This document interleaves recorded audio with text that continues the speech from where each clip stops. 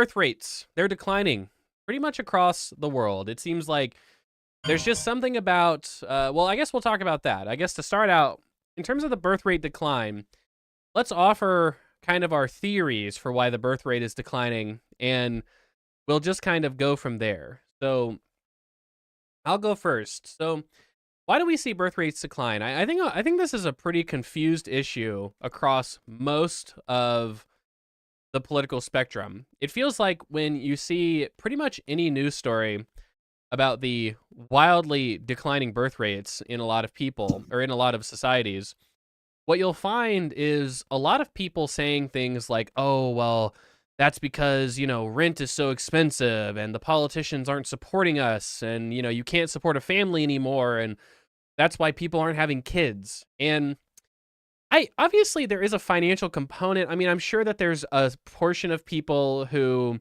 if they had a more supportive welfare state, they would have more kids. But what we find is that in societies with very supportive welfare states, they still have radically lower birth rates than they used to, even birth rates below replacement. And so that doesn't really seem to be what it is. Some people will say it's because we need to return to tradition. These, feminists have killed our birth rates and people aren't having children. Ironically, that actually is a more sound explanation of why birth rates decline when places get wealthier. The reason I say that is because it does seem to be the case when you look at the birth rate decline and you disaggregate it by age. What you'll find is that when society, like society at large, is having a birth rate decline, what it really is a total collapse of teenage pregnancy. So if you look at the birth rates amongst the different age groups, well, people who are 30 to 35, 35 to 40, 25 to 35, they're having about as many kids within those age groups as people in those age groups used to have. The issue is that people are just not having kids when they're younger anymore. And so what that means is that a lot of people just end up not having kids altogether, because a lot of people used to have kids when they were teenagers, when they were in their early 20s. Like, you might have 3 kids before you're 25, and then all of a sudden you're good. You don't want to have any more kids past that. But a lot of people nowadays, they make it to the age of 25 without having kids, and they just decide to never have kids, right? Or they decide to only have 1 kid or only 2 kids, right? And so the whole distribution of having kids is skewed lower, basically because we don't have teenagers getting pregnant anymore. And part of the reason for that is probably, like feminist movements probably have something to do with that, like young girls who get educations instead of become mothers and get married off. Girls who go to school and things like that probably don't really want to have kids super young.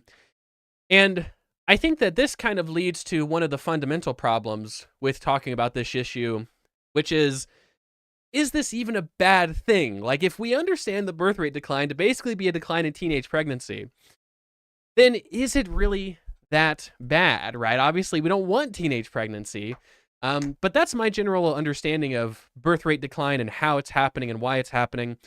Do you guys have a different understanding? What are the reasons why birth rates are declining across the world? All right. I guess I mostly agree with what Boy said. I think the 4 key factors look something like the end of teenage pregnancy, higher opportunity costs of raising children, that there's actually just fewer relationships in general, and possibly worse men's reproductive health. So we talked about the end of teen pregnancy, but we've seen pregnancy basically shift older and older into men and women's lives, because fewer and fewer people, both men and women, are getting married, coupling, and giving birth at lower ages. This is probably this is pretty unambiguously a good thing. The children that come out of relationships younger in age have higher mental health disorders. They have higher crime. The women in particular have something like 2 to 3 times higher rates of depression and other mental disorders. It's a bad thing actually when a 15-year-old gets pregnant. So it's a good thing that there's fewer of that, right? Some of that came by law in the United States. A lot of states have been raising their minimum marriage age laws, which tends to raise all that. But a consequence of it is a lower birth rate, because people seem to not fully basically displace the births later in life. It's not like they didn't have it as a teen and then they do have it when they're, say, 20 to 25. There's just a lower rate in general. So other causes One that I will slightly disagree with Econoboy on. I do think there's some evidence that as societies get richer, and they're like, oh, I can't afford rent anymore. That does increase the load of raising children. But the even bigger thing, which is causing it, and the reason why it's so associated, it's called the demographic transition. I often, when I get in a debate with a right winger, and they're like, the birth rate is declining because of feminism, and there's too many brown people in our country. That's almost verbatim what they say to me. Like every time, they're like, the immigrants are stealing our resources. What? And they're forcing you not to have kids, and feminism made women not have kids. Okay. I'm so angry about brown people. I can't focus on having children, Hestiel. They're like, they're trying to perform, but they just can't help thinking. They're like, oh my God, there's immigrants nearby. Exactly. Distracted. The gist of it is that as societies get richer, and this is actually like another feminism related thing, as women have been more and more able to enter the workforce, the opportunity cost of a child goes up. It's not necessarily that the cost of child rearing goes up, it's that the cost of foregoing work to raise the child goes up, because work is more valuable and more available than it was before. So if you think of a woman's salary today, it's something like 2 times higher, even in relative terms, than it was in, say, 1970, because the gender pay gap has gone down by like 40 points. It costs a lot more to make someone, to convert basically a worker in your household to a mother who can't work for 3 years and whose income is 20% lower for the rest of her lifetime. Yeah, something that is also worth mentioning, someone in the chat alluded to it, and I'm working on an article that speaks to this effect, that the leisure itself has also gotten a lot better, right? And so this might sound like very selfish, but this is kind of true, that life is just so fucking good that a lot of people, they're like, man, I got my Xbox, and I got my internet, and I got my spouse who I love, and I got my little suburban house, and I got my hobbies, and this and that. I just don't want a kid to be fucking all this up, you know? Like, a kid is a really disruptive thing in people's lives. And so I think there is also something to be said about, like, the fact that we live so comfortably and we have, like, so many options for what to do with our free time. You know, that's like that's just one of those, like, structural things that it's like welfare state independent, culture independent. Like, just as technology gets better, people are probably motivated to spend more time living a vibrant, free life than to have children, which just, you know, having a child, if you're going to be a good parent, obviously, is just a huge time commitment. And to pivot that back to the point I was trying to make, that's one of the reasons why this trend is so global. Basically, the opportunity cost for children, either to your earnings go down, or basically to your leisure. What Econoboy is saying is that a child takes away from leisure time, and leisure time is more valuable now because there's better goods now than there were 50 years ago. That is global. They're like pretty much everywhere throughout the world has gotten richer, and so they're having fewer children. Even if you look at like the most closed off anti-feminist societies, like Iran has a sub replacement birth rate. Do they have high immigration? Are they full of feminists? Like, this is ridiculous. Oh, yeah, you look at Japan and South Korea, right? They have the lowest birth rates in the world, and virtually, historically, no immigration. They finally started changing that. But just to help visualize the opportunity cost, I mean, it's like you have to compare what your life would be with a kid versus without a kid. Probably a lot of people watching this video don't plan on having a kid because there's a huge difference, right? Having a kid means you need to get a bigger house, which means the cost of housing actually can make that decision more expensive. That's why it is an important variable. You have to pay for all this stuff for them, but also you don't get to work. And when you work in America, since real wages are far higher than they used to be, that sucks, right? You can buy less stuff, and the stuff you're buying, that stuff that you were able to buy if you were working more, is really cool now, right? That's where the product quality comes in.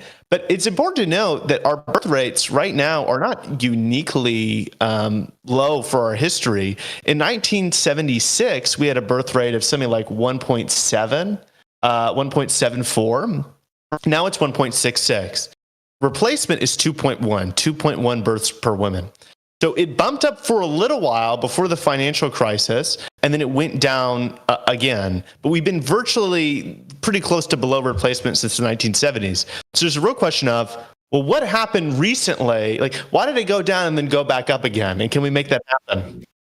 Yeah. And I will just say, to speak to the final 2 bits, actually, which might relate to that, some things that are more recent is that pairings have gone down. Fewer people cohabitate, live with a partner, marry a partner, whatever. The marriage rate has declined.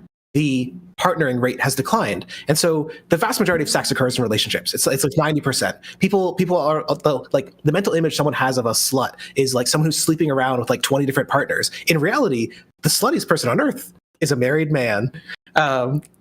And it's just because statistically the vast majority of sex and therefore procreation occurs in these sort of relationships. And because they're declining, there's less of it and there's less children.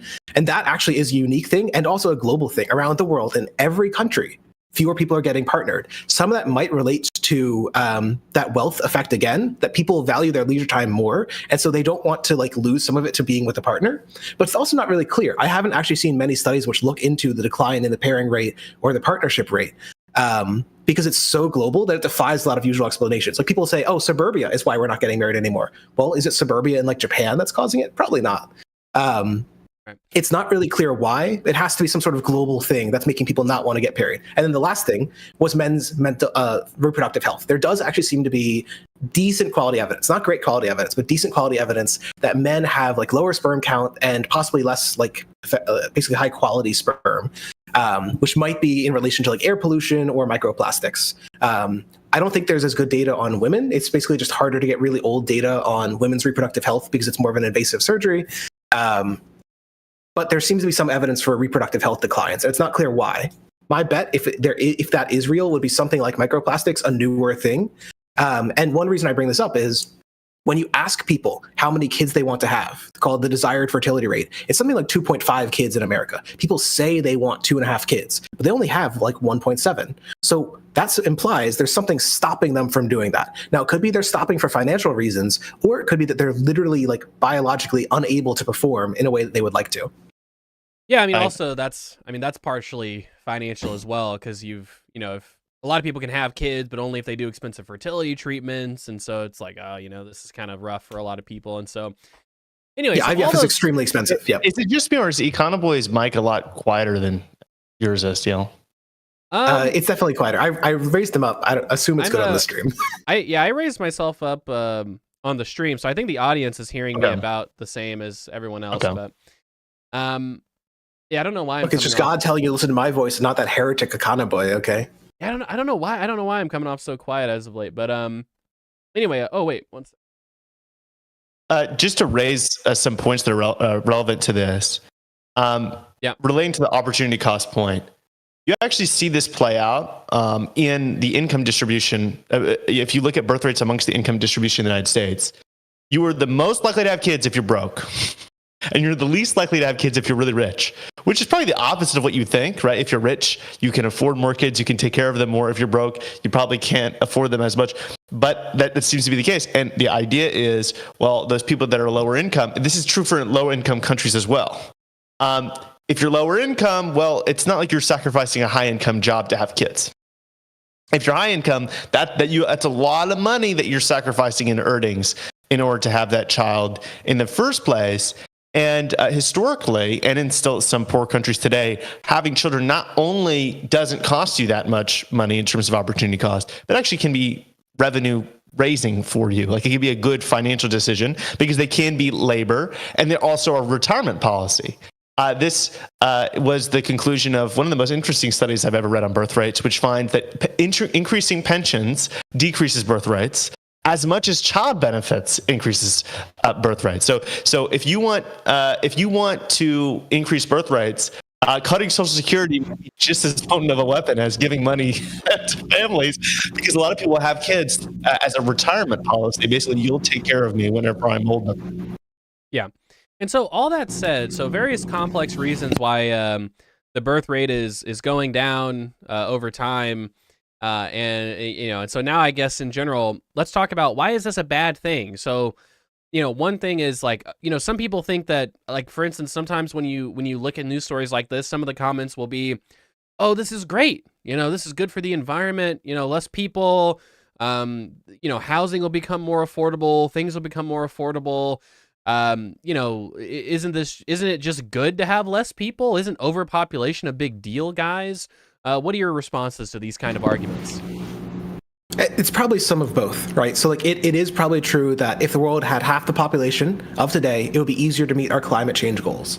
At the same time, many of the things that we value about humanity, I think, are our ability to innovate and create new products and create new cultural works. And all of those are basically dependent on the number of minds working on them. There's like just a direct relationship between people working on something and advancement in that field. If there's less people, there's going to be less advancement. That's especially true if the people in particular are not workers. the fewer young people you have, the older the age distribution will shift, which means fewer and fewer people will be working on new projects to advance humanity, and more people will be working on sustaining old people or being old people, and therefore unable to work. And that's a big deal. It does simultaneously reduce the burden of raising new children. So it's not exactly like it's just old people taking everything away. You'd also be expending less resources on children. But there's a real loss to having a really, really old economy. Like, you will lose a lot of dynamism. You'll be losing a lot of resources to that. There'll be a lot fewer workers, a lot fewer innovations. Right. So not only do you have less people working on innovation, but you also have less specialization. And we enjoy a huge diversity of products. That happens because of scale. Also, you lose competitiveness in the marketplace because if there's less consumers, there's going to be less producers in each niche to meet those consumers. But I think the fiscal point is probably one of the most pronounced. We already have a deficit issue in this country, $2 trillion of borrowing this year. It's only going to be increasing in the future, $1 trillion of interest. This is negative wealth of our country that yields a permanent negative cash flow. And it's going to get worse as more and more people age into Medicare and Social Security, and there's less workers to support them. And that's where you could see really quickly ballooning deficits in the future. Ideally, you'd want a demographic balance, which has a lot more workers and a lot less people that are reliant on the state, which would be a much more younger workforce. That's what we've had historically, but it's not what we have right now. Yeah, and I think there are certainly some. I think there are definitely a lot of benefits, I think, to having less children overall. I mean, like, obviously, one of the benefits is that you probably have a lot less crime. Like, you have less young people, right? So you probably got substantially less crime. And yes, congestion does go down and stuff. But like these guys said, obviously, there are a lot of negatives associated with that as well. Part of which is, we're probably only going to see this in the next like 30 or 40 years when this starts to really materialize. But, to the extent that we feel like we have generational divides in our current politics, I imagine a world where you have like a worker to retiree ratio of like 1 to 2.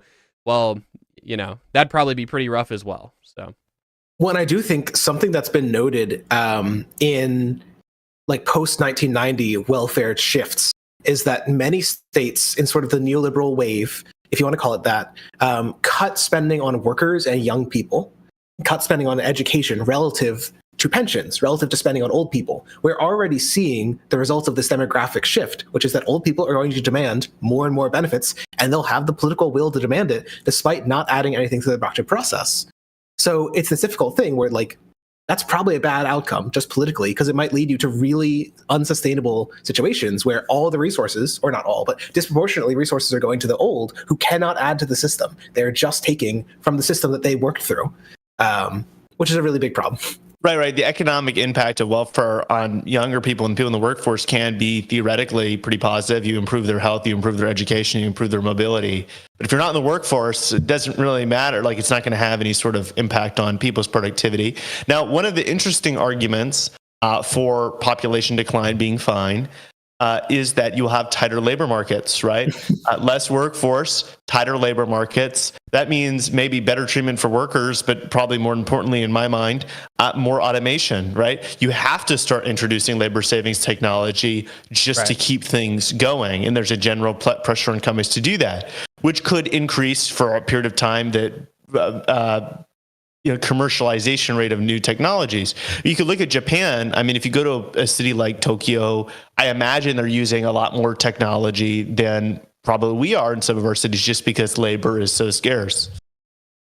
I will just say that argument is in general just an argument for wage-led growth, or just raising wages like if the goal, if it is an unambiguously good goal to increase automation or increase uptake of new technology, that's just an argument for raising wages in general, basically.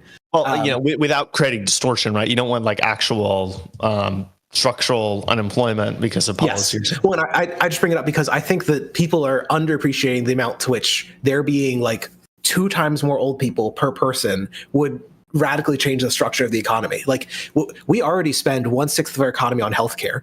Of that, 16% of about 50%, 8% of our economy goes to the sickest. Like, I think it's Barney right now. 50% of the 8%. Yeah, go ahead. Sorry. It's like the 10% sickest people consume something like 50% of the healthcare resources, and those are overwhelmingly old people in end-stage care. And so I just bring it up because that's going to double. And like, that's a lot of money. Imagine healthcare spending goes to 24%. Another 8% of your income is just going to keeping people like near the end of their life alive. Just as a utilitarian, there's like sort of a grim calculus here that that's not a good spending. Those are people who cannot enjoy the benefits of that spending for very long. Their return on investment in terms of happiness is very, very low. There's also the natalist argument, which I can't believe we didn't even acknowledge, which is if you think that the measure of a good world is how many people are having good lives, right? Like how much welfare there is out there.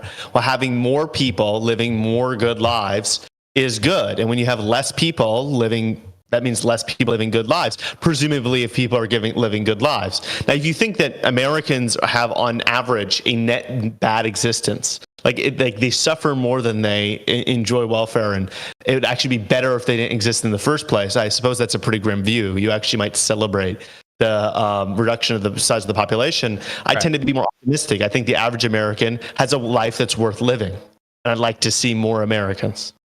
Well, and in general, I think most people throughout the world, there's maybe some places like civil war zones where some people might, like there are some surveys of people in Afghanistan, for example, where something like 90% of them said they would like rather flee or not be alive, something along those points. Like there's some countries where it is so grim that might not be true. You might not want to bring more people into that context. But for the vast majority of the world, people rate their personal well-being as like, it's like, I don't know, somewhere between 6 and 9 out of 10. It's like, it's pretty good. It's also hard because there's a, I think it's a pretty difficult issue because it's not clear how like linear this problem is. So like, for instance, I think that some people might have in their, they might say, oh, well, you know, what's like the modern equilibria birth rate? Like, is it 1.5? Is it 1? Well, in South Korea, it just keeps going down. Like it's all the way fucking down to like 0.7 now. Right. So like we think, yeah, go on, Micah. I think that like some people might have the idea that you will breed out the people that have a low propensity to have kids. So like the people that survive and have kids will have a higher propensity. But is that how that works? Is that like a thing? Right. I mean, so that's the thing. There is genetic component to everything, and there will be a really strong selective pressure. So the answer is yes, but it might take 200 to 300 years, think like 6 to 8 generations, for there to be any appreciable effects. Yeah. Like that's the issue, is that I just don't know if like, it seems like we're going to be in for a linear decline in the birth rate for at least another couple of generations. But yeah, exactly. And like, how low does that get really? Like, are we going to see a world where there's like a worker to retirement ratio of like 1 to 1? Like, is that like how bad it's going to eventually? Like, I don't know. Unless the robots take over. I think it's getting worse than that in South Korea, isn't it? Like, if you look at the projections, I forget, but I want to say it's like 1 worker to 2 elders is the UN's projection by like 2100. Their birth rate is literally 0.78. Yeah, so like no, I know, but that's what I'm saying. Mechanically, that means there's going to be so few workers. Like if you work from 20 to 60, and then you live as an elder for another 20 years, well, then that means like mechanically, if it's 0.7, it's going to be like 1 to 2. And I think that's the interesting thing about South Korea and Japan, is that they are like, you can really peer into the future and kind of see like, okay, like the United States, 15 years from now, what's that going to look like? Or like 20 years from now, even, like, what's that going to look like? And we'll start to see like some of the probably the same stuff if we don't allow in immigration. And we'll talk about the solvency for this issue now, I guess. It might make some sense. So, all right, in general, guys, what have countries, let's answer this question first. What have countries currently done to try and address this problem? Has it proven to be successful? So there's a variety. Go ahead. I think that I want to talk about the Hungarian example. I also sent you an image of South Korea and Hungary's birth rates, which we might want to show people. Hungary struggled with birth rates, struggled with it for decades. Viktor Orban, the right-wing national conservative, which came to power originally, one of his big things was increasing birth rates. And so what he's done is throw everything and the kitchen sink at this problem. I mean, my God, he's done everything. They've restricted abortion access. Obviously, they haven't abandoned it because it's a European country and that's extremely unpopular, but they have restricted access. If you are under 30 and you are a woman and you have 1 child, you are exempted from income tax for the rest of your life. If you have 4 cumulative children over the course of your life, you're exempted from income tax for your entire life. I think also men get tax permanent or temporary or permanent tax breaks.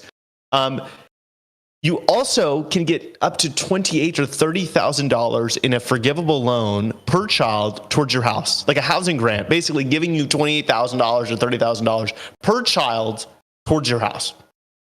This is not in a rich country. Hungary is not a rich country. It's one of the poorest countries in Europe. They have subsidized nurseries, healthcare for children. I mean, look at every subsidy in the book, and they have it. And guess what? You know what they're not, Micah? You know what they're not, though?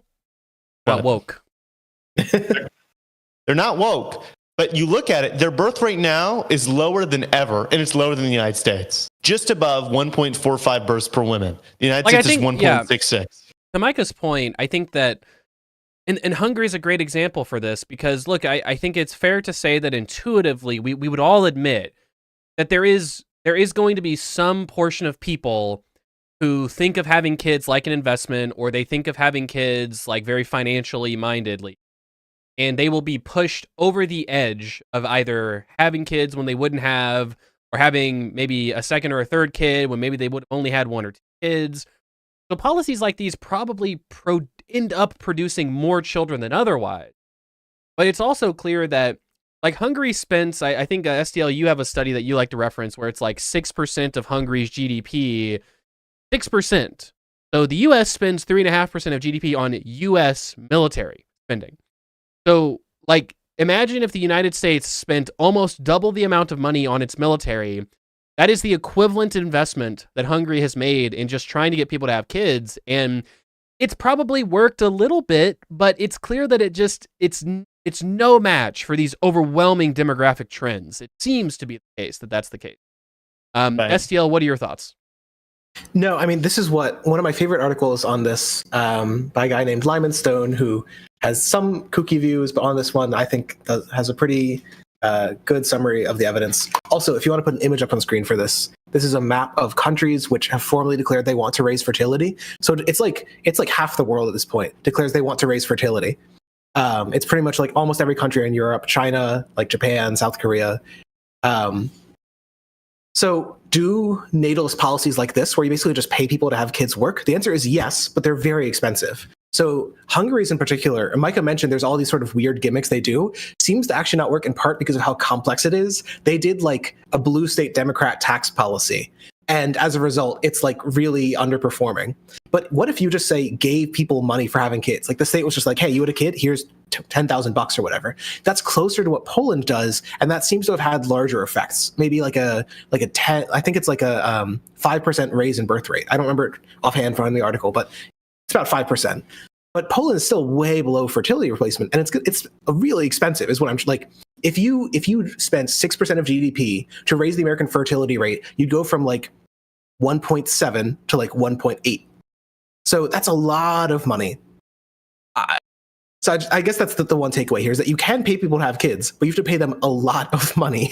Well, wait, you have to pay them a lot. And also, housing can have an impact. But even if we do ultra YIMBYism, I mean, it's not like we're above replacement.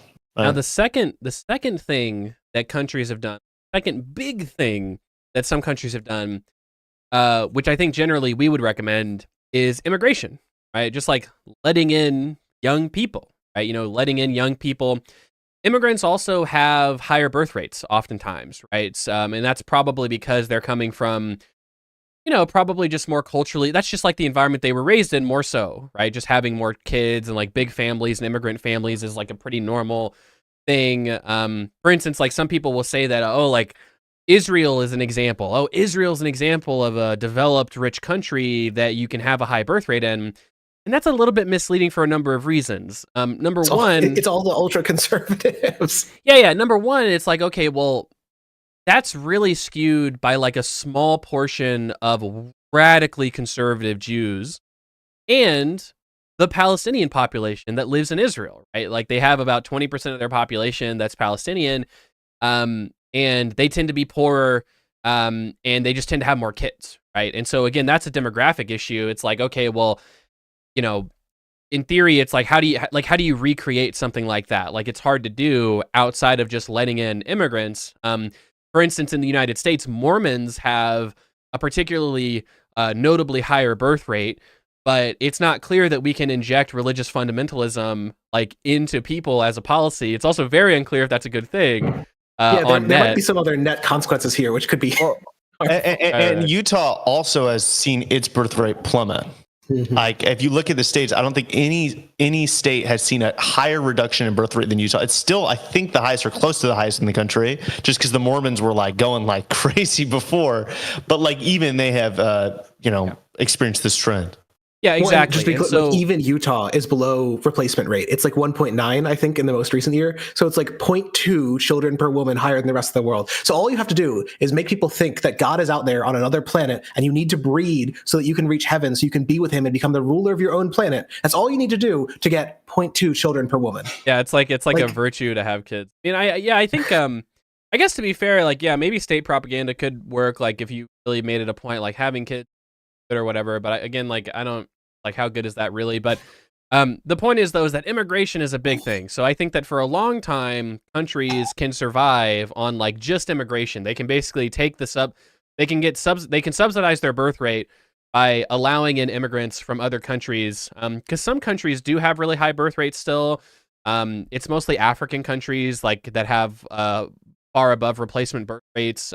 So well, and even those are dramatically falling. Guess why? Because incomes are rising. The birth rates are really high in civil war-torn, super poor countries like the Democratic Republic of the Congo. We'll get to that, STL. Just in the meantime, I'm saying like, hey, like a medium-term solution for a lot of countries is basically just allowing in a lot of immigrants. And this is especially attractive because basically every developed country has a gigantic line of people that are willing to come in who are young and willing to work just because they're currently rich countries with relative capital.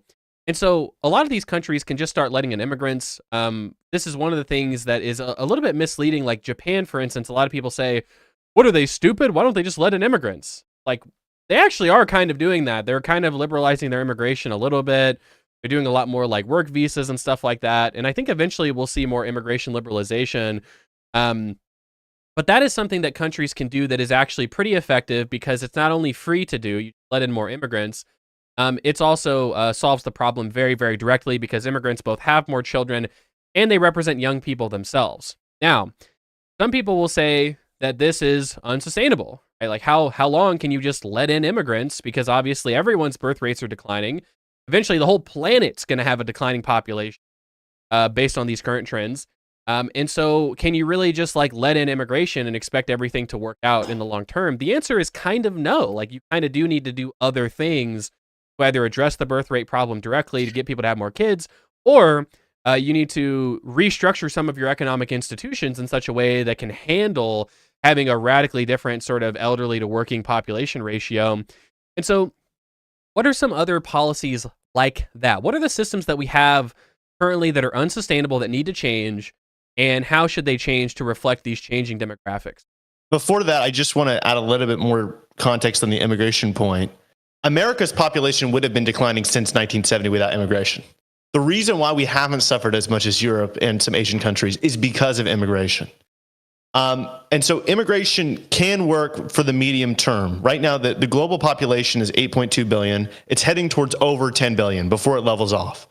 There's a huge amount of really young people in very poor countries that don't have any jobs. They can come here, they're hardworking, they're industrious, they will contribute to our economy, huge net positive interaction, and make their life better, and also send some money back to their struggling relatives and go start businesses which benefit their relatives in those countries. So it's not like you're brain draining Africa and they're being left worse off. It is the biggest net positive transaction you could possibly have. With that being said, obviously we have to find a way to increase birth rates. My view is, we have the welfare policy. We need propaganda and cultural change, and I think propaganda is helpful. I think there's some elasticity to it, but also you see there's a male loneliness epidemic, which is largely self-imposed. It's largely self-imposed. Men are just not talking to women as much as they used to. Is this wrong, STL? It is. So the graph that you're probably familiar with is from the Washington Post. It shows like male virginity goes up really quick. That's my bet. Okay. That one was the 2018 wave of the General Social Survey. In the next wave, 2021, after COVID, women actually had a higher virginity rate than men did. So men like stayed the same at like 18%, and women went to like 25%. And then the next wave, I think it was 2023, they both went down to like 5%. So something in like 2018 to 2020 seemed to make a lot of men and women not talk to each other, not pair up. And then after that thing went away, they got right back to it, and they're roughly similar rates. So the phrase that I like for this is that the sex recession appears to be over, at least for young people. Well, maybe you could say the mutual loneliness epidemic. I was just referring to the figure of like the number of men who've spoken to a woman or like been in a relationship with a woman at a certain age, and it seems like it's lower today than it used to be in the number past. of men who even have friends. Like if you ask like men, like how many friends do you have? It's like, man, this is weird. Like so a lot of men just don't have any loneliness epidemic is real. The number of friends and social interactions we have has been on the. But it's not male. It's not just male. It's both. Right? That's the point. It's that if you think of sex as a distribution, like who's having it with how many partners, the bottom like 20% of both genders have none, and then the next like 80%, the next like 60% have like 3 partners in their lifetime, and they're serial monogamists. And they go from one, take a few year, go to the next year, go to the next. That's like a very typical. In their lifetime, the average partners in America is like 4 or 5. I think it's not very many. It's damn. Okay. Yeah, most people. I mean, maybe Micah may be in the top 10% of people who are either serial monogamous but at very high rates, or jumping around. Yeah. No, but I mean, I think in general, yeah, like I think immigration is kind of unsustainable. Now, or it's unsustainable in the sense that it's not a permanent solution. But now I think that I do think that a lot of the problems associated with depopulation will be depressed in their impact because of technological advancement. That you probably will see productivity increase for a sufficiently long period of time. That while it's never good to have less workers, capital intensities will go up over time, and obviously, that means the plenty that surrounds us, that pie will continue to grow. And that's true in all these other countries. When all these other countries start to accumulate a lot of capital as well, we'll be able to continue the service-oriented expansion of our economy and consumption. I think will be able to maintain itself decently enough. And I think that the cost shifts of society I think they'll probably be pretty dramatic. Like I do think that a world with like half as many young people is not good, but I mean, that is a world with half as much crime, and that's good. Like that does have a lot of economic, benefit, right? Not getting robbed or anything, and like downtowns being a little bit safer. But you also have empty schools and empty streets. I mean, think about. But those are all costs, right? Like, no, Micah, I'm agreeing with you that these are like problems. Those are all costs, though. That's what I'm saying. There's just nobody there, so there's nobody doing crime, right? Like, there's nobody there. I mean, like you think about all the dilapidated structures you're gonna have, and like Micah, I agree. I'm not. No, really quick, just to be clear, I'm agreeing. I'm just saying that I think that a lot of the problems associated with lower birth rates will be painted over in part by these things. It's still important to restructure your economy, but in general, back to the question that I referenced before, what are the major economic institutions that we need to restructure in order to handle this, impending doom, I guess, when it comes to the birth rates? What should we change and why? One of the interesting things actually appears to be childcare. If you think about the opportunity cost, and if you think that's the key reason people aren't having kids, you want to lower the opportunity cost, meaning you want to allow people to continue working when they have kids with as few interruptions and as little pay loss as possible, and as little interruption to their leisure, which is an underappreciated element as well. So if you pay people to care for the children of others, it's a way of lowering the cost of childcare for multiple workers. This is something that we observe. There is a positive impact on fertility. It's not very large. It's like, I think it's like 0.02 births per woman or something, from like one example in Norway. It's not a lot, but it's a substantial one just from giving a substantial expansion of childcare. If you imagine a world of universal childcare, you might be able to squeeze out another like 0.1 children per family, maybe 0.2. But this is something we did see actually as a result. I think the bipartisan infrastructure law, I know people got mad at saying that childcare is infrastructure, but it turns out that when you give women childcare, what do? They go work. And if they can go work, they have less disincentive to have children because they won't lose out on income. Well, the Three Wonks God is infrastructure. The Three Wonks God King, Matt Brunag, criticized that childcare plan specifically a lot. I really didn't like that one, but I think you're 100% right. I mean, I think about myself, right? I'm probably not going to have a kid. If I do, I'm going to have one. It's going to be later in my life. Why? Because it's a lot of freaking time, right? And if you could have them in childcare, you could have them in pre-K, even whenever they're in school, you could have some sort of help publicly finance summer camps, after school care, before school care. You take a lot of burden off the parents. It's not just the financial aspect, it's the time aspect. Now, my preference would be that we'd have childcare vouchers.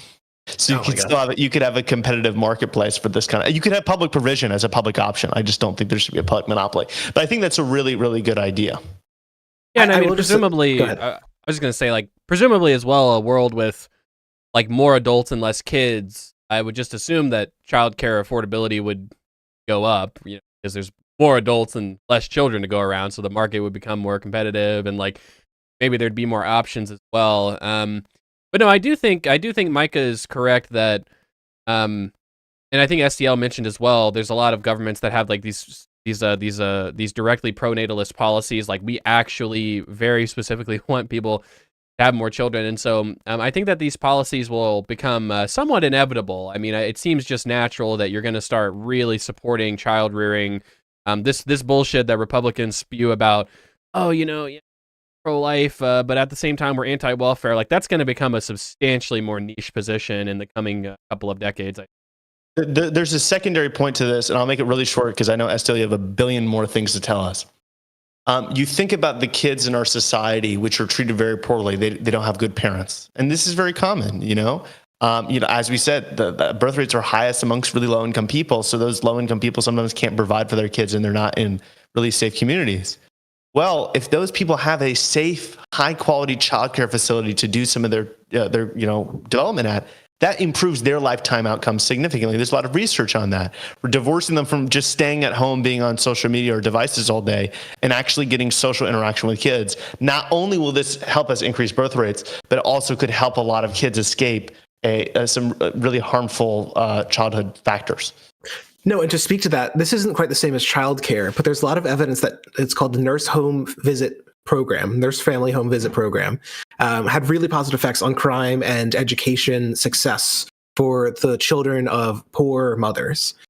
Basically, just someone coming in being like, hey, are you treating the baby right? And if you're not, here's some advice and here's some resources to do that is actually very helpful. Like, it's underappreciated. UBI would almost certainly be one of the strongest crime reducing and possibly like pro-child rearing policies that we could pass, just because it would enable people to have the money to like pay the cost of childcare. Yes. But also too, because it gets people out of situations where they're just like, where the children are in deeply, deeply bad situations, and it leads to crime and other problems. I did just want to say on the childcare point, before we got too far away from it, I do feel like it's an underappreciated element to like talk about sort of trying to densify the world and trying to have childcare and trying to have something like basically year-round schooling or like summer camps, essentially. Like, there's no reason that schools should shut down over the summer. A lot of people work. There's no reason that schools should shut down. Like, they open too late, they close too early. There's no reason that shouldn't be the childcare that has to happen for children to stay there earlier and later shouldn't be provided by the state. Like, basically, why not make that all free? Just endless school, 7 to like 5 p.m., 6 p.m. by the state. It doesn't seem like a big imposition. And you could take your kid earlier, but like, there's just something for them to do. And I think that there's an urban planning aspect of this as well, right? Like, we have to go drive and drop off our kids and go pick them up at a set period of time. And there isn't like this third place that and I think public education should be that way. You know, if it's walking distance, you can go pick them up at any time, right? It can be part of a broader community infrastructure. And if you want to reduce burdens even more, it might be nice to allow children to, say, walk home from school or use public transit home from school. Right. So perhaps if there was some sort of safe way that children could walk on surface areas without the risk of being hit by a car, if only there was some sort of way to remove these vehicular killing machines from the area around children and allow them to walk freely to their house, that would be really cool. It might reduce the load on parents by, say, 30 minutes a day.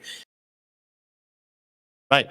And so, but guys, again, this is like, I feel like a lot of these aren't really restructuring. So we actually could do these really despite having a high or a low birth rate. Like, even if you had a high birth rate, we should still redistribute a lot of money to family planning and children. But in the context of having a low birth rate, I I think that like a lot of people will talk about, I think you talked about it previously, Estelle. You talked about like this disproportionate spending towards the elderly, right? Our healthcare system, our welfare systems more broadly that don't have to do with children, our public services, our retirement systems, like these things. A lot of people will say, well, these things are like just strictly speaking not sustainable in a world with low birth rates. And so what is Yeah, and so what does that mean for those types of services? Like, do we just have to like not have a retirement system? Do we have to like get rid of a lot of public services? Do we have to like greatly reduce the scope of government? Like, what does that actually look like? And what are the types of services? What are like the services and welfare policies that are particularly vulnerable to a lower birth rate? Just one way you can think about it is like on a per person basis, how much money are they bringing into the economy, and then how much of that can go to the state. If you have fewer young people, then you have fewer people working. So people who aren't bringing anything into the economy, so to speak, then you literally just have less fiscal room. If your fiscal room is defined as the incomes of your country, and there's half as many people getting an income, your fiscal space is half as large. So something has to get cut. Politically, it seems like a really unfortunate consequence of that might be that you're going to cut things that there's few people getting benefits from, i.e. in a world with few children, few young people, it might be childcare and education benefits, and you're going to keep the retirement benefits because they're like twice as populous as they are now. So that'd be like the worst of all possible worlds. Well, not only is your revenue dropping, but your expenses are increasing as more people qualify. Now, Medicare, there's really no solution to that because you have to provide health care for old people. You're not just going to let them die. Now, Social Security is something that we could structurally change more. You look, a lot of right wingers call Social Security a Ponzi scheme, and they're remarking about how it is, your contributions to Social Security don't fund your benefits. It's a pay-as-you-go system. So whenever we pay our Social Security contributions, it goes to fund current retirees. And this means you can have generational imbalances, right? If Social Security worked like a front-loaded pension system where whenever I paid in, that money was invested for my generation and I got it back, we wouldn't have this problem. So what does that mean in the short term? That means in the short term that we have a huge imbalance and you have to find a way to close it. I think we've made a video on this in the past. I think you're going to have to reduce benefits for rich people and you're going to have to raise revenue. You just are because of the current demographic trends. Hopefully what you could do is you can build a Social Security surplus where we start actually being able to invest some of our contributions again. And over the long term, you can get to a front-loaded system where pretty much fully my generation's contributions fund my generation's benefits. And so then there's no question about Social Security imbalances. We never have to have this debate again. And actually, because our contributions are invested, we get a much greater rate of return. So we're not just paying in over the course of our life and only getting 1% more. In fact, we're going to get like 100% return or 150% return because the government's investing all that money. There's also an economic benefit of that because the government will be investing more capital. Instead of just taking money out of people's paychecks and giving it to retirees, it's taking money out of people's paychecks, investing it on their behalf, and then giving it back to them later in their life. Look, we love forced savings here, don't we, folks? Love that forced savings rate. Right. Yeah, I mean, I think... I wasn't joking. The only thing that I would say is that I think especially with this and plus with technological advancements and things like AI and stuff, I think that the socialization of capital just seems to starts to make almost necessary sense at a certain point. Like obviously some people will envision a world where we've reached like sort of post-scarcity because of our technological advancement. And it's like, well, yeah, but post-scarcity in a technologically advanced world literally only occurs if we socialize capital. Like that's the only thing. Obviously you could have like a very redistributive system, obviously, but at a certain point, if technology is so robust, it's almost like, well, why would we need private managers of capital at that point if technology is just so good, it's so easy to use, it's so plentiful. And so I think that one of the things in general that may be an addendum to what Mike is proposing is that this is one of the reasons why I say that a sovereign wealth fund is maybe as a general matter, just better than having like a dedicated pension fund because it goes to everybody. And it's probably because it's more broad base, you end up with, certain advantages like, maybe marginally less fees over time and less cost of administration. I mean, a fund for all retirees is like hugely enormous, and we'd have to split that up amongst competing funds, not to have basically a government investor, which is like 20 or 30% of the stock market, right? So Yeah, the of scale, course. we don't need more scale. We actually need less scale than that, right? Well, no, because I think there's probably some distortions. Like we're talking about like, okay, well, there's probably some means tests that we have to do, or there's like, some age-related cutoffs that happen. Whereas if we just had a big fund that goes to everyone perpetually, again, like we did the math on this. Like at a certain point, the fund size gets so large that, if you're paying everyone the equivalent of like $1,500 a month per person, well, at that point, your retirement benefit is highly trivialized. It's like, well, if we've engaged in wealth management such that our retirement benefit only has to be like a few $100s a month just to top off retirees, well, that makes everything easier, right? I mean, we don't have to spend money on almost anything, at that point, because the social wealth fund pays for like half of welfare spending. I think Micah's point was just that the size of that fund would be so large that you can't have it be the single, like the U.S. fund because of possible investment distortion reasons. But that's the broader point. We have had this debate, I think 2 or 3 times now, about the structure of social wealth fund management. Yeah. So I'm tabling that a little bit, right? Sovereign wealth, look, some sort of public wealth management. We're all agreeing on that. Some sort of public wealth management policy. Here's what my plan would be. I think that Social Security has 2 purposes. It's first to end poverty for old people, and second, it's to smooth your income to make sure everybody has retirement savings. It doesn't do either perfectly now, but it certainly has helped in both areas. Right now, like, some people that don't work enough throughout their life don't even get Social Security. The lowest benefit you can get, even if you did work throughout your life, is like $900 a month. That's not great. Meanwhile, it doesn't really fully smooth your income because, it's just not sufficient to smooth your income. So my idea is that we'd reform Social Security to have 2 different components. I think one component is a UBI for everyone, and that makes sure nobody's in poverty at any income level, right? And we could fund that with the social wealth fund. We could talk about that. The other idea is, how do we smooth income?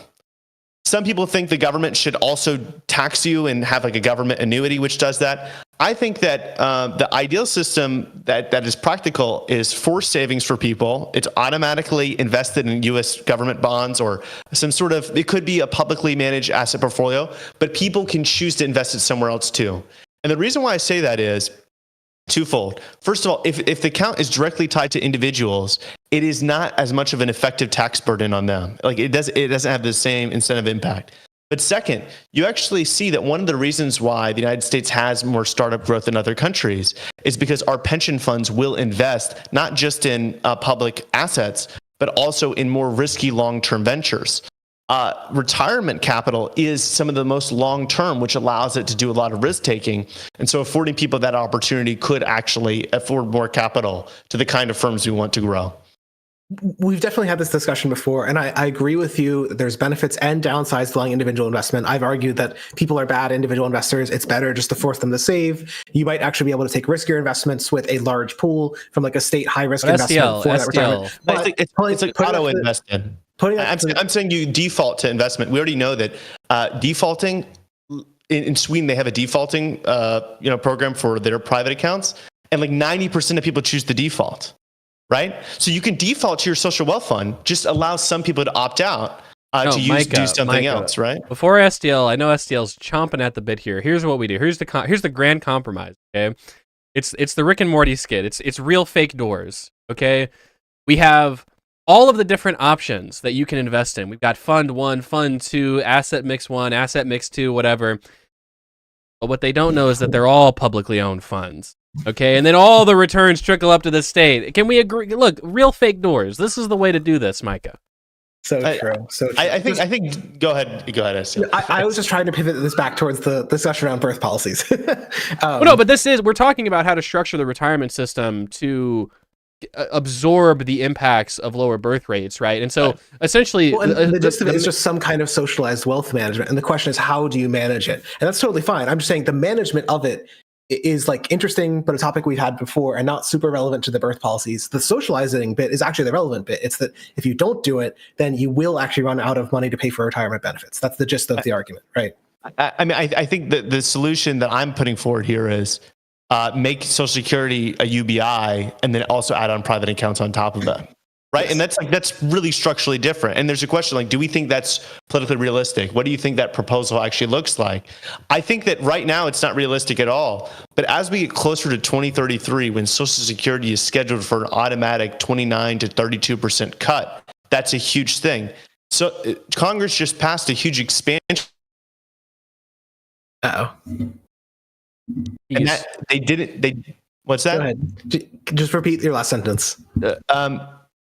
Congress just passed a big Social Security expansion to tons of public sector workers. Previously, since some public sector workers were receiving public pensions, they weren't fully eligible for Social Security. I also believe some of those public sector workers didn't fully contribute to Social Security, so they weren't paying in. Now they're going to be receiving benefits, but the revenue of Social Security is not increasing. So not only were we already heading towards Social Security insolvency in like the early 2030s, it's been pulled forward by almost a year. So I think that these more radical ideas are going to become more and more politically palatable as we head closer to the time in which there's going to be a huge imbalance that we're going to have to deal with. To be fair, I think that the truth is the United States is incapable of managing its public wealth accurately. And so probably what's going to happen in America, that when that deadline comes to bear, you're probably just going to see the cap on Social Security contributions get lifted. And then after that, you're probably just going to see Social Security, like maybe like corporate contributions go up. Like, oh, to save Social Security, we're going to raise taxes on corporations. You know, have the 6.2% corporate contribution going to go to 10% or whatever. And that's not a tax and we on ultimately you. pay that. Yeah. We all pay that. Right? I think it's going to raise taxes. That's your thought? I think, well, okay, that's probably what's going to happen. I could see like a Democrat coming in and being like, look, we're going to make the rich pay their fair share by lifting the cap, and we're going to make the corporations bail you out by raising the corporate contribution. I actually don't know why this is. For some reason it feels like in European countries, they are way more willing to abuse the corporate payroll contribution. I think Sweden has like 20% corporate payroll. It's like something crazy. In Estonia, it's 33%. Yeah. But in America, for some reason, we've said, no, perfect split. It's got to be down the middle. Like, I don't know why this has been like a stubborn thing of the federal government, but. Well, I don't think it's perfect right now because unemployment insurance and some taxes are fully on the employer side, from my understanding. But you're right that we don't use hidden taxes here. So one of the big reasons why we have lower taxes is we don't use a VAT, that's hidden, and we don't use employer side payroll taxes as much as other countries. When you see these really high tax rates in a lot of these places, a lot of it's hidden. And that allows it to be more, salient. Which if you want to do Medicare for all or something, that's probably the way that you're going to do it. You're going to do employer side taxes. And so, okay, so we've talked about retirement. It seems like retirement systems, you would need some sort of public wealth management distribution, because the current PAYGO system is probably not, it's not totally sustainable if you want the elderly to be lifted out of poverty. Like if you want to actually have a meaningful amount. Now, when it comes to other things, SDL and Micah, I mean, like healthcare spending, the way that we do schooling, elder care. I mean, are these systems ultimately prepared for this kind of thing? Or like, how do we manage a world where fundamentally we have like twice as many old people and half as many young people? I mean, I think the suggestions I gave earlier on how education should respond is partially just an expansion of childcare, basically, that like the school should have a childcare facility in it. Like one of the weird or dumb things you can do is just some schools will have a childcare facility for kids like 0 to 3 or whatever, like a preschool in it. So that if you're dropping your kid off, you can also drop any babies off. It's not too hard to imagine that kind of thing being built into a lot of schools. It's not too hard to imagine pre-care and aftercare being like state funded. It's not too hard to imagine year-round schooling, like maybe optional in the summer. And all those things would reduce the costs, hopefully, and allow people to have more children. And especially if there's more adults, and maybe if there's some grandmas and grandpas who want to get some little extra income, they'd be happy to work for it. I mean, honestly, the answer to like is current healthcare sustainable in like a rapidly aging world is no. Like if we continue to have the end of life care that we do right now, it would be like a dramatic, like I mentioned, something like 8% increase in healthcare spending, like 8 percentage point, not 8%, but like A 30, Right. 30% increase in healthcare spending. Just ridiculous. And in regards to the childcare idea, I really do think this is one of the most common sense things we could do just because of the weight of the evidence. Although I will re-emphasize, I do think a voucher model makes a lot more sense. I think employers, if they want to have built-in childcare facilities, that makes sense. I used to work at a school for special needs kids and adults. We were a nonprofit. We did much better than any public school ever did. Parents would drop off their kids, and this would be the one place where people were actually prepared to deal with kids with disabilities because everyone had a disability. There should be specialized institutions which can be launched, which won't be launched by the public sector, which should be able to receive public funding. The right way to do it is have a voucher, have standards for receiving that voucher, and if facilities meet those standards, they should better receive them. And I think that you'll see, probably some public institutions will launch their own, and there'll be an array. Probably a lot of nonprofits will provide childcare as well. But what is STL, Sorry. go for it. I was going to say, just to pin this, and then STL, you can go before we answer this question. One thing I want to think about is because it feels like what we're saying is like, hey, some of these problems, they are not surmountable. They are just problems. And so let's keep this in mind, like, because I want to talk about like what is ultimately the impact of this in the long term. STL, what were you going to say? Well, I was just trying to get to the question of what can we do to raise birth rates again? Like before we get too far away from that, like we sort of identified the opportunity cost as a real thing, housing cost as a real thing. If we make more housing, it's cheaper to raise children. In general, if you drive down the price of goods, it'll make it cheaper to raise children, though it also raises the opportunity cost of foregoing income. So it's complicated. But the two last things that I wanted to add is I mentioned that there's just fewer pairings in general.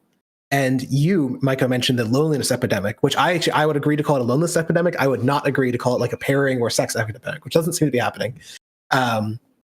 But there does actually seem to be just a general problem where people have fewer and fewer friends, and as a result, fewer and fewer romantic relationships, and as a result, fewer and fewer children.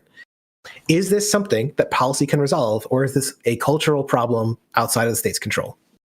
And the answer is obviously a mixture, but to what degree can state policy impact this?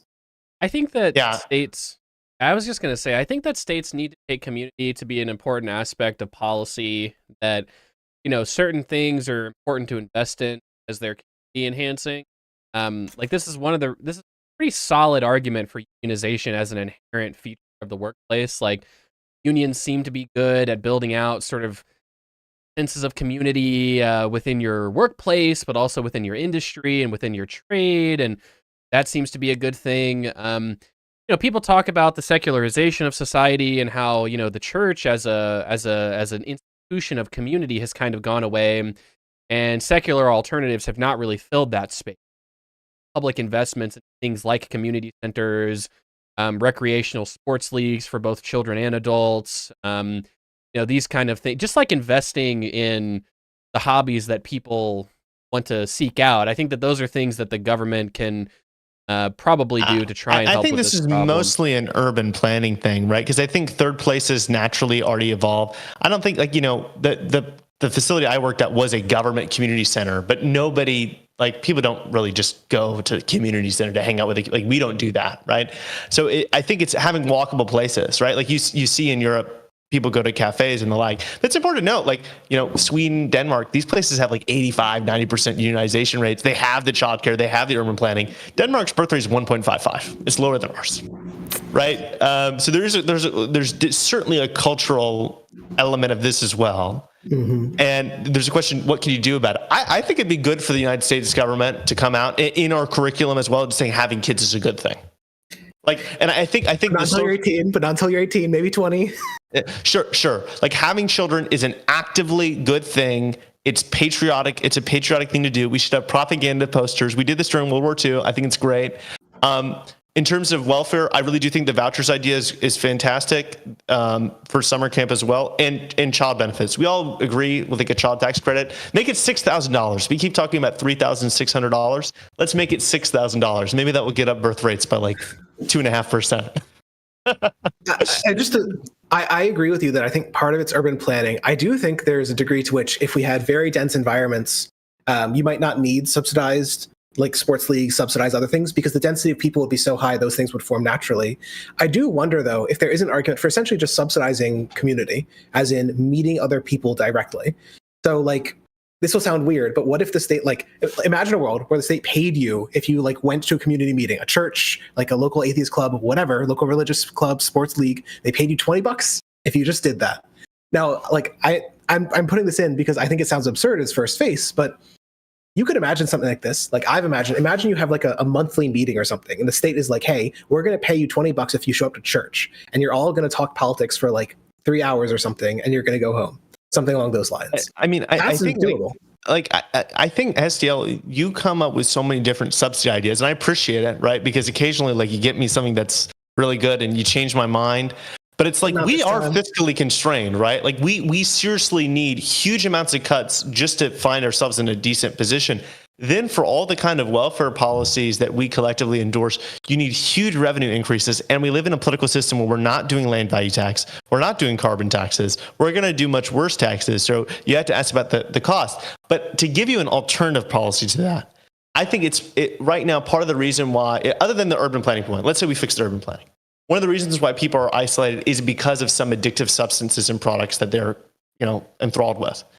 And I think that having healthier people where we kind of take away some of these bad things, which are making them less social, would be a good idea. I think regulating food more could have a pro-social impact, and it's good for our health. I think regulating social media more. In China, they have an interesting policy where they basically, I think they have the social media companies monitor how long people are playing video games and penalize them if the people are playing their video games for too long. That's my understanding of their policy. I don't know if there's a non-draconian version of that, but go ahead. No, just to speak to that, I do think it's worth considering that we have built society in such a way that most of the things we consume tend towards addictive. It is profit maximizing to be addictive. If you're a social media company, if you're a food production company, whatever, that's probably a bad outcome insofar as it means that like you're trying to fulfill a desire and also create a desire that needs to be fulfilled. It's not super directly related to like birth policy, but one possibility is that people are sufficiently well distracted that they are not forming families or not getting, basically, like, why do I need friends if the video game is too good? Is essentially the argument. And so weirdly, the conclusion of this is that we should have worse video games pretty much and worse food. Well, there's which just, might just go ahead. Like, I think with something like video, like with entertainment, it's difficult to internalize the externalities that much, or to like tax the externality that much. I mean, I think that you would just want to provide positive alternatives, but social media is one of those things where, like, I think the argument for some sort of heavy state regulation or like state ownership of social media just starts to become very strong over time, just because, look, I think that there really are, like STL said, and Michael, like you agreed with, by the way, I don't know why you're smirking, because you agree with all these problems as well. State ownership is insane. No, listen. Well, hold on, because in our state ownership episode, you said one of the advantages of state-owned enterprises is they can internalize their externalities better than otherwise. And so I'm just saying social media could be one of those things. The reason I say that is because it is clear that it's clear that social media literally just makes kids' mental health worse, which makes adults' mental health worse. And we're living with like Gen Zers and Gen Alpha kids who have really grown up. I grew up, I would say social media really took off like after 2010.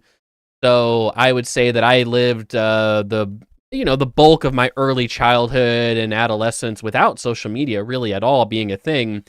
And so all of us are in that same boat where we sort of like grew up for a large period of time without social media, but then we saw social media come in, and it's clear that it's made things a lot worse. And so I think that in general, it's like, okay, well, I don't know if state ownership is the right answer, but some sort of like very, like you said, like some sort of like very strict regulation or like set of policies around social media, whether it's like you're not allowed to be on social media until you're an adult, and social media can't do this sort of sorting, and advertising has to work a certain way.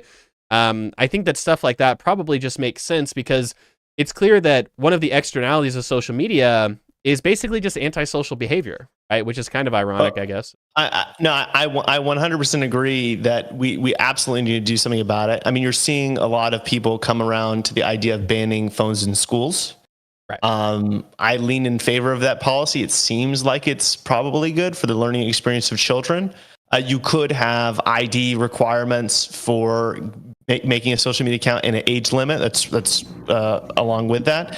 One idea that I've heard is having a tax on the amount of user time on a social media site. So like once they've used it per day for over a certain amount of time, they start paying a tax. Or you could have it where it's ratcheted up for every extra minute they use it over this threshold, the social media company pays a slightly higher tax. Or just require a user fee. Just like, hey, if you're going to be a social media company, you have to charge at least $1 a month to every user. And that immediately causes which excludes 99% of kids. But it also causes a lot of people to be like, well, like if social media costed $1 a month, I would not have social media. I'd be like, this is not worth $1 a month.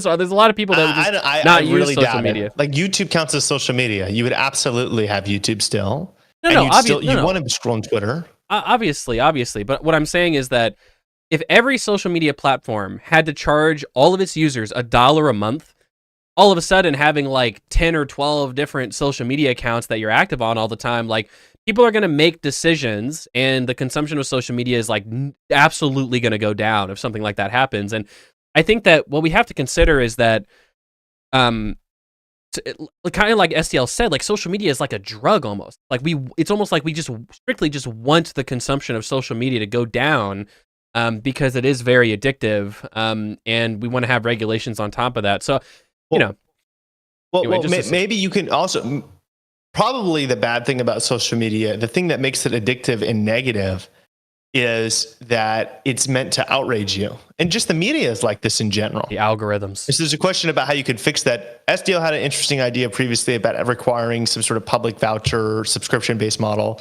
Yep. I mean, I think that we have to try to make, let's come up with some more realistic stuff. Requiring every social media site to have fees is like the least popular idea probably that anyone's ever come up with. Hey, what? It's really unpopular. I don't know that it wouldn't work though, especially if you had again, if you want to do yet another voucher, you get the social media voucher. It's enough to pay for like one website maybe. And so you might limit your usage. You think about the overuse tax. That one, at least you could say I'm taxing the big social media companies for being addictive. You think about, I think algorithmic regulations. Right now we're in a spot where everybody who's talked about this is being portrayed as a big state censorer. Mm-hmm. So that's a huge problem. But you could imagine you could regulate algorithms so they couldn't promote content based on its negative reaction. Well, so Micah, I actually feel like, weirdly enough, the argument around taxing is the more market-based solution. If you tax companies based on overuse, they will redesign their algorithms such that people do not overuse. That's why I like it so much. Well, but that's like the argument is if you make companies pay it, in other words, how are you going for the users? You know what? Never mind. You know what? Let's tax the big social media companies. Let's do it in a raising rate based on their usage. I'm totally fine with this. This is great.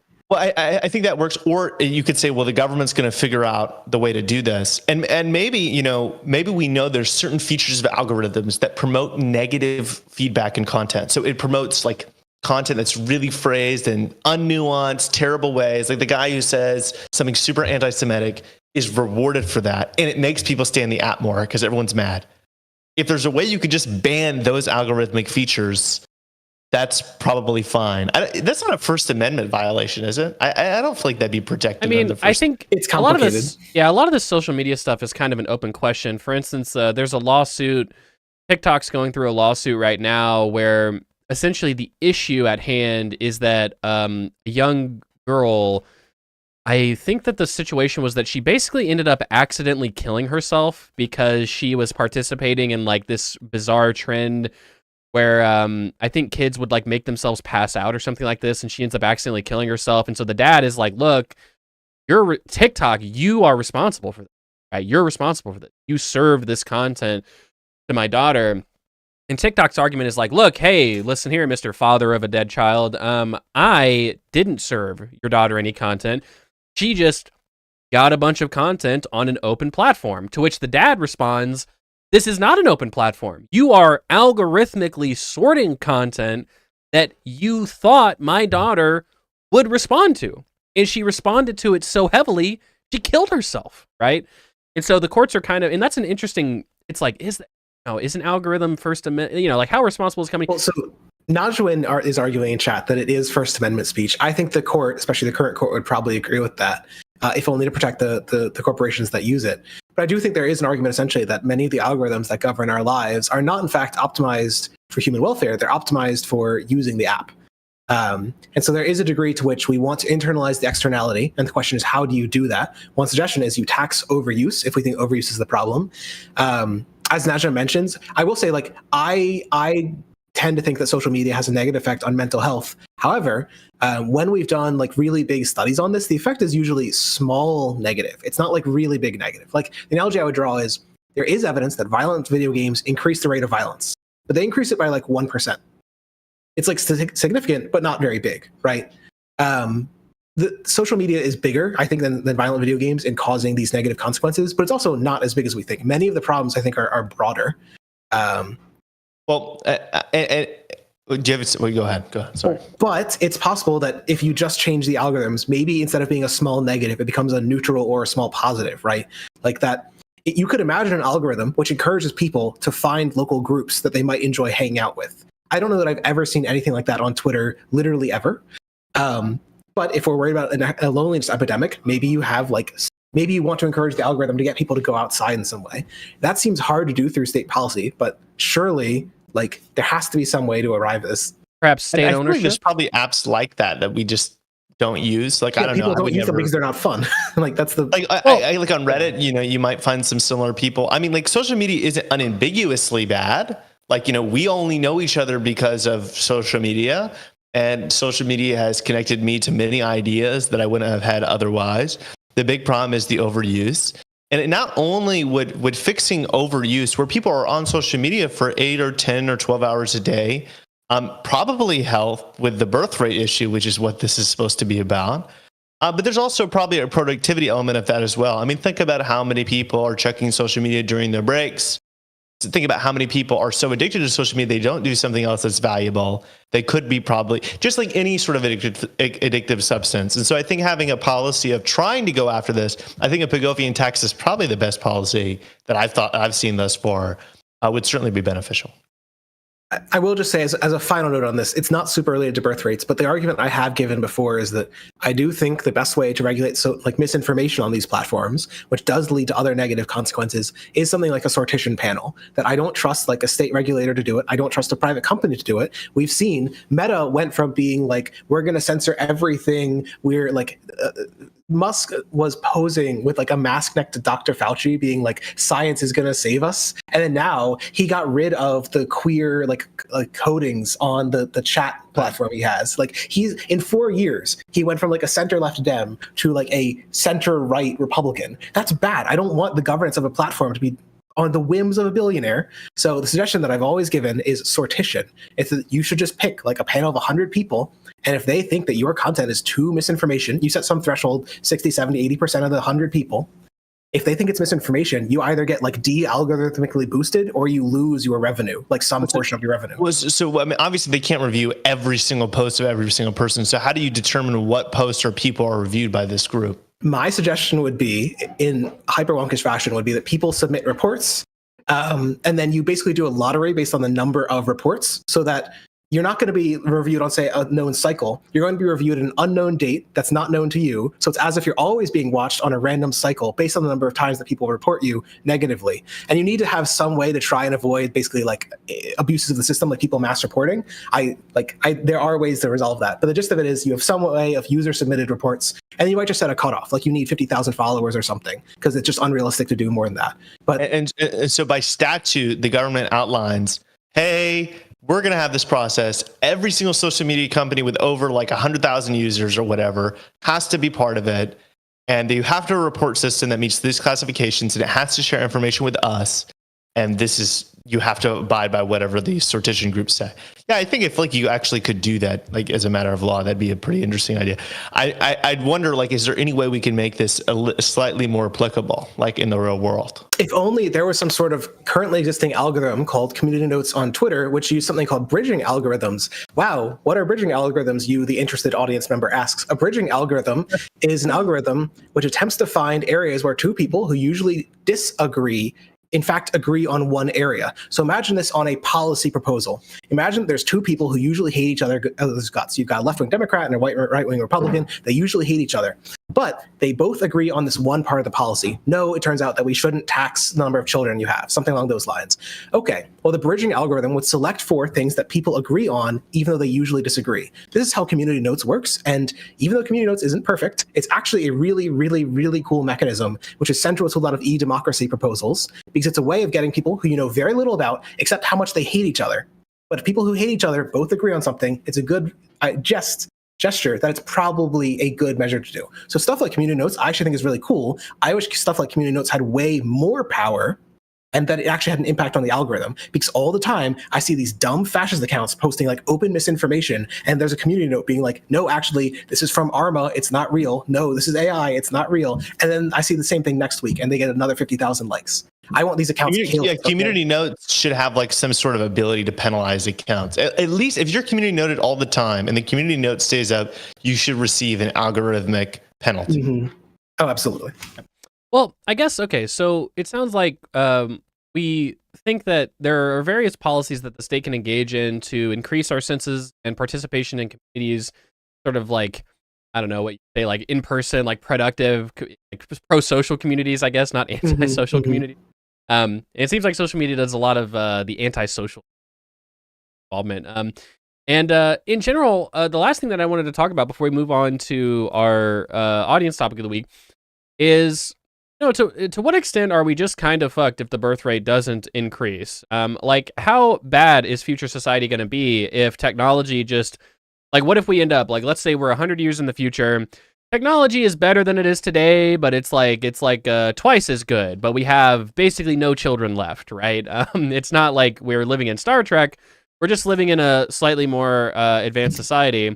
And we have basically no children, you know, generation, Delta or whatever is just like, it's just like almost non-existent sliver of people. You know, is society just like doomed? Are we just going to die a slow, painful death as a species? What are we going to do?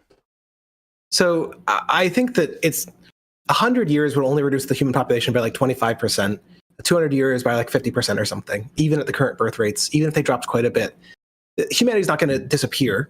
It is true that if this went on for like 1,000 years at the current birth rate and there were no changes, then you might get down to, I think it's like 200 million people or less. But even that is way more than we had throughout most of history. So like thinking of this as an extinction risk, I think is the wrong approach. This is more like a human well-being risk, that you're having way fewer people who are possibly living worse lives because the economies that they can now sustain with so many fewer people are like so much less complicated, so much less specialized, that it's just worse for everyone. And possibly worse, like if you care about sentient life writ large, it's probably a bad thing that there's like so much less sentient life that it can't even sustain its current economy. I will just say that I'm more of an optimist towards stuff like cloning vets. And I keep mentioning this because, like, let's say you are willing to put 6% of GDP towards raising the birth rate by 5%. If you put 6% of GDP towards creating a cloning vat program, I'm pretty sure it would yield a higher return on birth rates if you could build it in the next 50 years. Like, if you, I don't know, but is it actually cloning people, or is it like actually growing fetuses artificially? What I mean to say is artificial uterus, but calling it the cloning vat is much funnier. So the spawn of that technology, it's just like, I think there's reason to be optimistic about it. We currently have artificial uteruses for, I believe we've done it successfully now with lambs, though there's some complications with how they thrive afterwards. So I don't think it's that hard to be optimistic that in the next 50 years, we will eventually come with an artificial uterus that's like successful for humans. And I think some people have the concern that this will be like Build-A-Bear for kids, and like people will all just build these kids not based on any sort of considerations other than the kind of kid that they want. I think there's absolutely ethical ways you could do this. You could say, well, with these vats, we're automatically going to weed out all of the genes that are related to disease directly. Insofar we have an understanding of that. I imagine in 50 years, we're going to have a better understanding than we do now about like genes that are objectively bad. For instance, I have type 1 diabetes. We knew that I was going to have type 1, or me or my sister was going to have type 1 diabetes because both of my parents had Hashimoto's thyroid disease. So like those are the kind of genes that you could weed out. And then you could say they're going to be related to your genes otherwise. You're not going to be able to build some Gattaca children, and like massive jawline, monstrosity child. Badly world. This is getting right into the meat of what's basically eugenics, into the question of like what is acceptable and what's not. And one of the proposals I've had, again, it's a sortition type thing, is let's just take people who currently have the gene. Like, let's say you were considering whether or not to eliminate one gene. This is the perfect case because it's not complicated at all. Like one gene, let's say what you have is caused by single nucleotide polymorphism, which means it's literally like one single amino acid difference. So it's the simplest possible case. We could genetically survey the entire population, and then of people who have the SNP, we could randomly pick 1,000 of them and be like, hey, if 80% of you think it'd be better if this gene was not in your life, then we'll get rid of it. But otherwise, like, we're not going to touch it. Because I am actually very concerned. To speak to your second point, I am concerned this will be abused by rich people, abused by governments to either say select for more men, which is a big problem with abortion policy right now, or use the select for like basically racist or other like bigoted arbitrary traits. Like we're only birthing the white kids. Why? Just because the government's stupid and wants that. Yeah. I could also see a Gattaca world where like the rich kids are all athletic, like super intelligent. Poor kids are like, you have this like wild divide. This like truly insane class divide of like ability. It's like Ayn Rand made real by genetic engineering. All the poor kids are genetically inferior. Yeah, I mean, like, I think that your idea is actually fantastic. I love sortition. It's awesome. You should apply it everywhere for everything. But I do think that some sort of Oh, we're losing him. Damn, we've lost Gattaca censoring Michael Air. It's funny because it only happens with us. This doesn't happen with my other calls. But I think some sort of synthetic approach would probably be appropriate. The politics of it are really complicated, though, because I think as soon as one kid comes out of one of these things, everyone in the world is going to be clutching their pearls. It's good. Like, I think the church will declare war on it. Like people. Ron DeSantis is banning lab-grown meat, which is basically just meat. I mean, it's like synthetic meat. It's totally fine. They're pissed off about that. What about lab-grown people? Oh my God. This is actually one of the reasons why I argue that if you want to pursue this, you want to pursue it in basically like as egalitarian, random selection way as possible. Like, you don't want it to be that the rich people can buy access to it, because that will get people really, really mad about it. You don't want it to be that people can select the traits of their kid, because that'll get people really, really mad about it. Like, if your goal is to roll this out as basically a solution for the fact that we aren't having enough kids, you need a way that people don't think these are like demon spawn. And so that's a hard thing to sell, I think. So what I think that you do is, like, you have to take maybe a sperm and an egg from people now, and you just use this, that is what you do. The question is just who you take it from, and do you select on the traits of those eggs and sperm? And probably initial bit, you don't want to do that at all. You just want to randomly pull stuff from people. So I think like what you'd have to do, like legally, I think probably the right approach as an actual policy is, if you have some sort of severe disability that is genetic, or like there's some sort of anomaly that you think is very likely in the pregnancy, then these are the only people that are afforded the opportunity to do this at the beginning, so that there's actually otherwise, we're treating it as a fertility replacement, right? Like basically saying like, oh, instead of doing IVF, what if we just grew the kid, right? Right, because like I'm really at risk of them dying during my pregnancy, or like them having like Down syndrome or something, or some sort of really severe. I think Down syndrome is not genetic, but yes, that's fair. It's not heritable, rather. But okay. Yes. Well, all right. Well, guys, it appears that in some regards these are significantly open questions, because the harsh realities of depopulation have not quite hit us yet. Although, again, we can continue to look at Japan and South Korea for our futures, our 20-year in the future futures for how to deal with these. And so 20 years from now, I assume South Korea and Japan will be facing even worse problems than they are now. We'll be able to see what society looks like even more advanced in their birth rate decline. It appears that some of the things that we agree on, when it comes to managing a much older population, we need significantly better wealth management and social wealth management in general. And we also need significantly more generous childcare and child allowance type policies to encourage people to have kids. And then in the meantime, to bridge the gap between those policies, at the very least, countries can just let in more immigrants and end up delaying this problem for a reasonably significant period of time. America doesn't even have this problem. Like, the great thing about us is this has had everyone else's problem.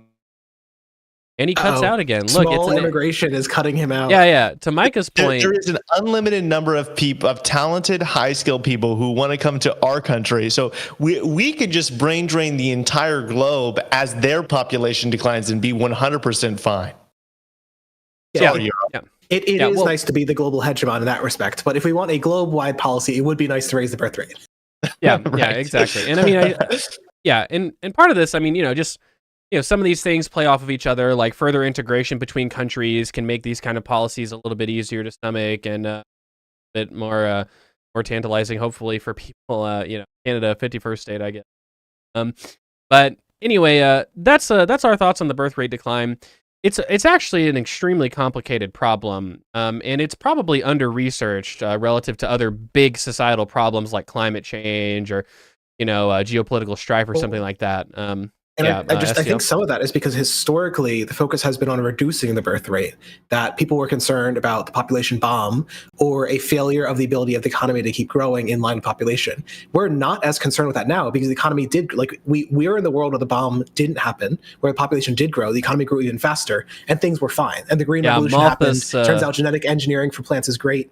The Malthusian hypothesis is just very, very incorrect. Yeah, Bill Gates' lecture about the necessity of curbing population growth really did not age very well. It is really remarkable how recently people were talking about the unsustainable trends of our population. Now we have the opposite problem. And I will just say, speaking to that, there is still evidence that when you reduce birth rates in very high birth rate countries, so like say Bangladesh, Bangladesh had something like 6 children per woman. I think not 70 years ago. Like it was very close. But when you reduced it, it actually cleared up a lot of investment that would have gone to children. Instead, it went into like business formation and so on. There is a benefit of having a birth rate like probably lower than 3, but higher than 2. Right. And that's the problem with it because it's 2.5 or something. Yeah, exactly. It's hard to perfectly structure these, and government shouldn't attempt to necessarily do that. But obviously, there are very real problems when it comes to depopulation and declining birth rates, and we should take them seriously. I mean, it's not as trivial as many people on Reddit. It's just like, oh, just a better environment. What's wrong with that? It's like, no, they're pretty serious economic problems. I guess there is one takeaway from this to speak to that. It's that this is a truly global problem, which makes it very hard to pin a simple single problem or any of your political pet issues on. Like, this is not just bad urban planning. It's not just social media. It's not just this one thing. It has to be something which is so global that applies to literally every country. True phenomena. But yeah. Anyway, well, those are our thoughts. It's a very complicated problem. There's many things governments can do on the edges to make it better. But ultimately, it's a big what if in terms of technological advancement, where that'll take us, capital efficiency, where that'll take us, and also just global development as well, right? Where that'll take us. I mean, you could certainly imagine, a world with declining birth rates for the next like 40 or 50 years, where countries like America and I guess Canada, but maybe not in the future, or who are a little bit more open to immigration, are able to ride this out for a very long period of time. And perhaps for even longer, 50, 100 years or something like that. But eventually these problems do probably come to a head where you are necessarily reliant on optimal policy and technological advancement, neither of which you can really count on in the world that we live in. I did just want to, there is sort of a funny oddity to this, that it may be the most liberal on racism and liberal on immigration countries that come out the best of this just because they are willing to let immigrants in, while the most trad-pilled countries are like trying so hard to raise their birth rate and just failing. Like, they literally can't perform. There's something extremely funny about like the queer libs winning the population battle because they're willing to see brown people. I don't know. Right. Yeah, immigration is like the only really potent weapon that's been used against this lately, which is really funny because, I think JD Vance will win the primary for the Republicans in 2028. And I think natalism will be one of his big things with racial undertones. And all of the policies that he's going to champion will actually will worsen our demographic crisis, not help them.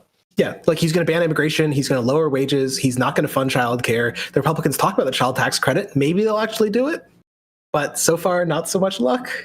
Don't forget it, banning abortion. That could totally be a it's so funny. They could straight up ban abortion, and it would raise birth rates by like 0.05 children per woman. It's like, it's crazy. All right, well, those are our thoughts on this issue. I mean, it's a pretty complicated issue, guys. We'll see. Luckily, though, we'll all be old men, and we won't really have to deal with this bullshit by the time we're dead, Give get to ride the wave of immigration in this country, probably all the way to the bank until we die. And then our non-existent grandchildren will have to deal with the problem.